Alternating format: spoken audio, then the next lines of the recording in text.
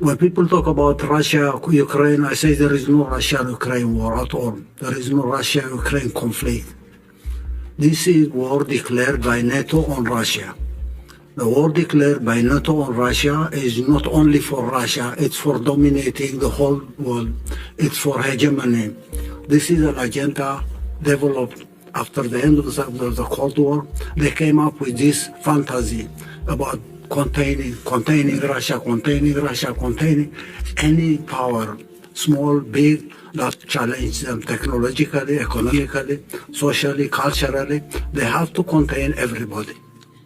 To me, this failure of the attempt to contain Russia will immediately move to the east. Containing China is their next agenda.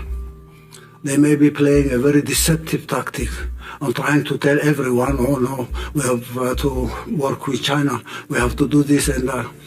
Their miscalculation about China has proved to be wrong. They felt probably they have the technology, they have everything. The Chinese can only copy. They will never equal them. So they will contain Russia, but make friendship with China and continue taking advantage of that so that containing Russia will be easier for them to do. Now China is out of control. Containing China from Taiwan, from India, from Japan, from South Korea, from Australia. How do they do it? How will they do it? That challenge is coming next. But first they need to deal with Russia. How are they going to deal with Russia and then next move to China?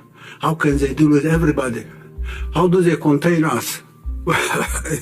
Imagine this tiny Eritrea is being contained by them. We're being punished with their sanctions every time. We have to be punished because we're not bowing. We are not bound to their conditionalities. The Cold War, Russia was the hope for the people of the world when the Soviet Union was there.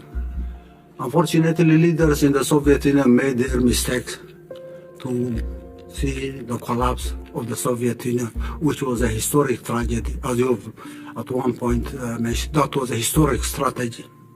In the course of the history of humanity, that was a catastrophe.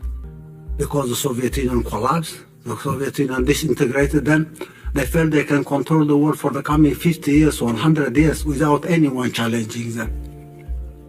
And that was when this hegemonistic fantasia was developed. Hegemonize.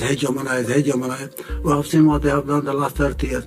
It's a continuation of the same ideology of slavery, colonialism, neo-colonialism, then hegemony. The world will have to get out of this state of affair. We are at a crossroads. We believe we are in a transition to a new world order.